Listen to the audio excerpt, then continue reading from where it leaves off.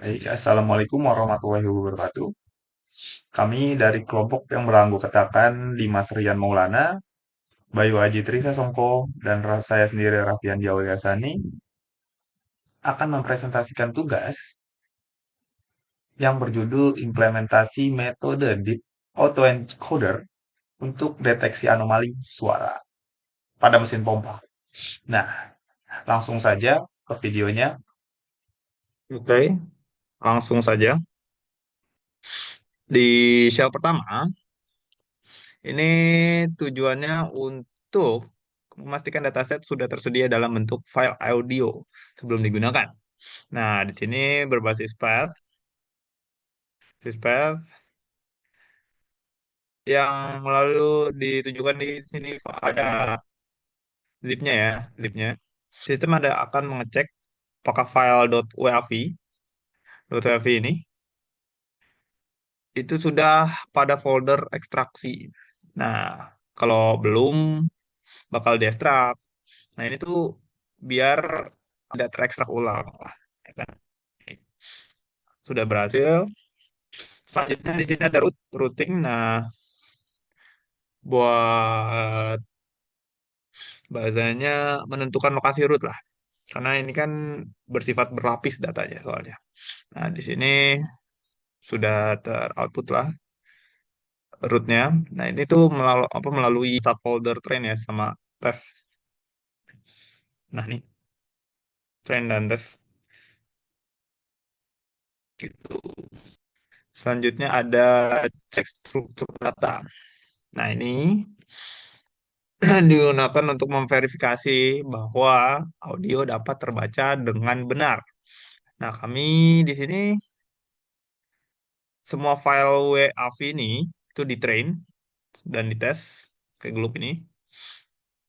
Lalu menampilkan jumlah filenya berapa nih? Kan jumlah filenya, print jumlah, terus juga contohnya. Ini contohnya. Segini, trainnya ada 3349 dan tesnya ada 856 gitu. Selanjutnya di sini ada ID ya. Di sini kita simple train. Di sini ada train apa namesnya sama tes buat ini ID. Kalau kita run juga. Nah di sini bisa dilihat contohnya ID 04 gitu kan mesinnya buat mesin ID-nya mengekstrak ID lah gitu. Buat gimana ya tahu gitu mesin apa aja. Di sini ada 00, 02, 04, dan 06. Selanjutnya di sini labeling ya buat nge-label. Di sini bisa dilihat anomali sebagai satu, normal sebagai nol. Giliran di sini tes normalnya ada 400, tes anomalinya ada 456. 456. Seperti itu.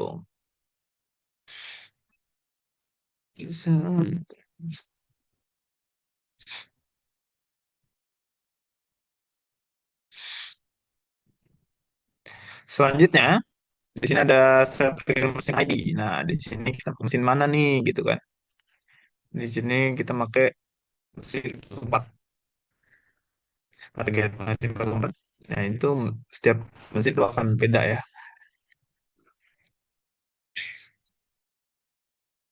Terus di sini filter file per ID. Oke, filter 100 100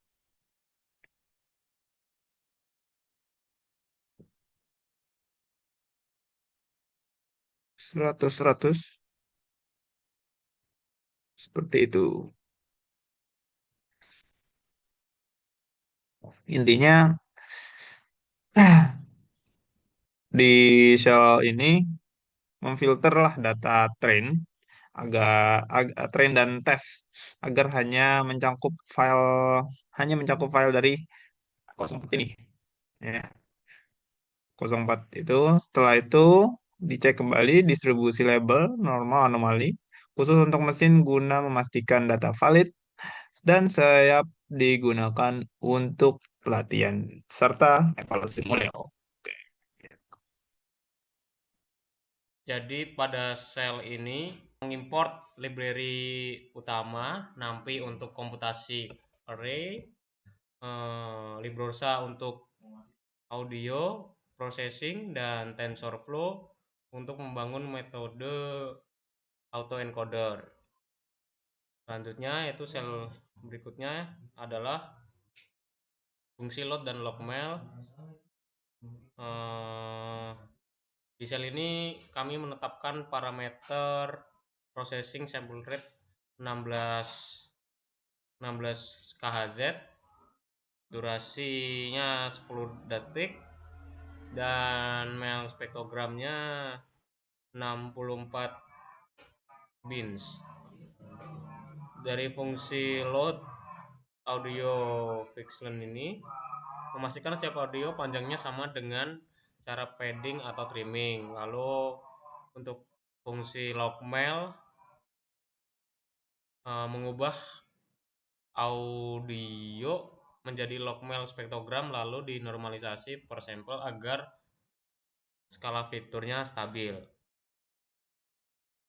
Selanjutnya pada sel berikutnya ini build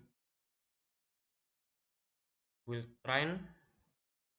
Sel ini mengubah daftar file menjadi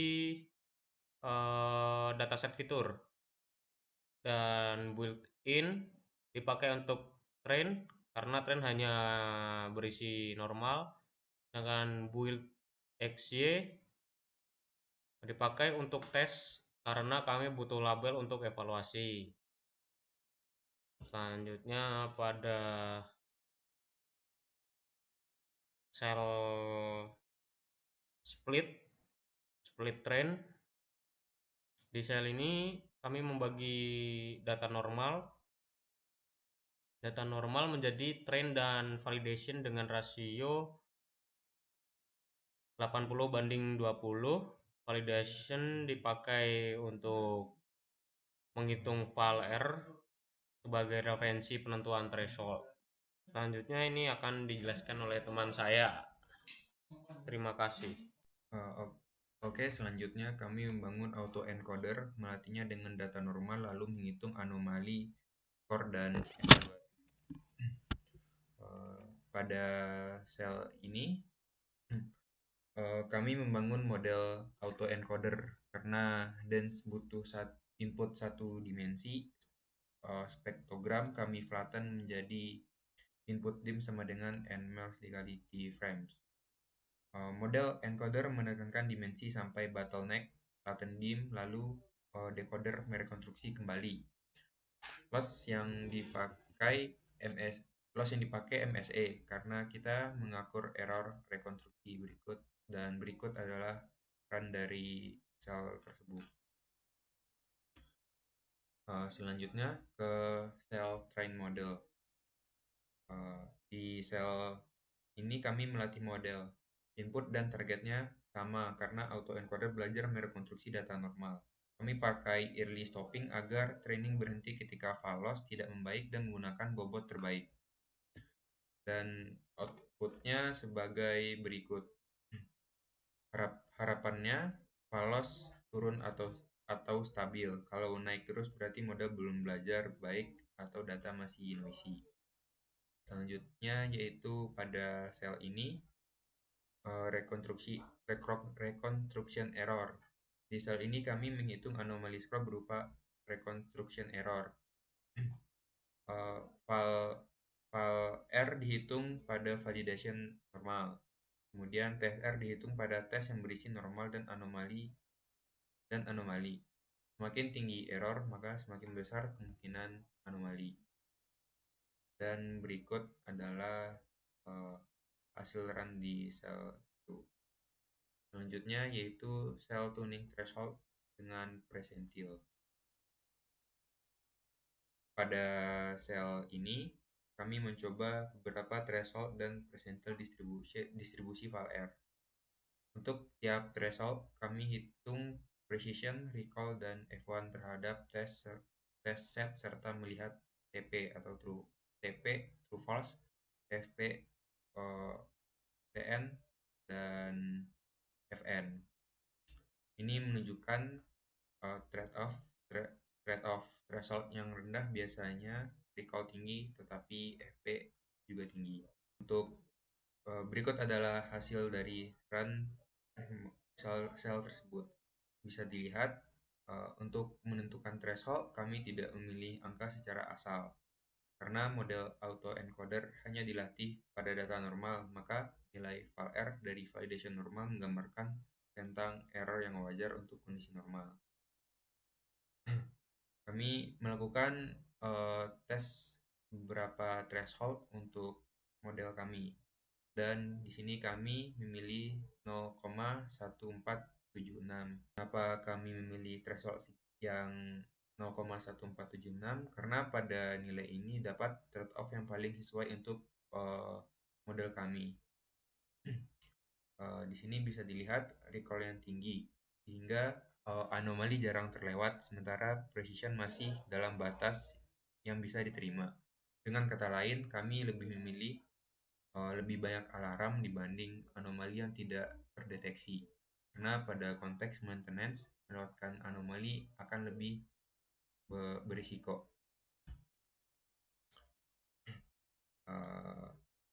Dan pada ketika kami set threshold 0,1476, maka bisa dilihat precisionnya 0,064, recall-nya 0,95, dan F-nya itu sebesar 0,782. Jadi 0,1476 dipilih karena menjaga FN rendah atau anomali tidak banyak terlewat sesuai tujuan predictive maintenance. Pada sel inilah kami bereksperimen untuk set nilai thresholdnya. Selanjutnya, pada sel ini kami memvisualisasikan distribusi error, validation error, tes normal, dan tes anomali. Garis putus-putus ini menunjukkan thresholdnya, yaitu 0,1476. Jika anomali cenderung berada di kanan threshold, artinya model kami mampu membedakannya. Selanjutnya itu, ini adalah sel score. Ini adalah sel score untuk threshold tadi dan sudah dijelaskan sebelumnya.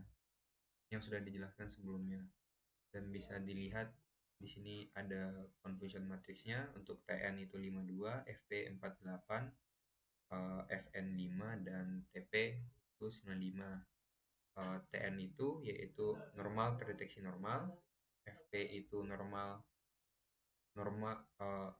yang dideteksi anomali, untuk FN itu anomali yang dideteksi normal, dan untuk TP itu anomali yang dideteksi anomali. Selanjutnya pada sel ini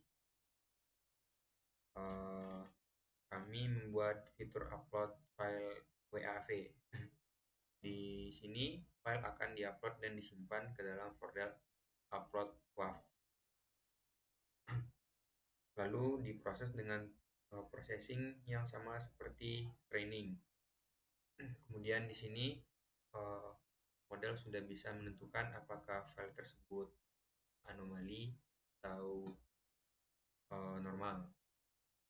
Berikut adalah simulasi untuk demonya.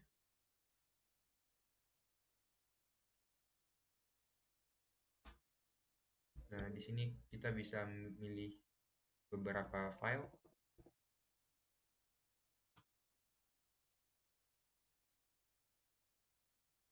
Nah, kemudian bisa terlihat dari file tersebut. Nah, buat file yang anomali, diprediksi anomali dan ini benar. Kemudian untuk anomali, diprediksi anomali dan ini juga benar. Dan begitu seterusnya.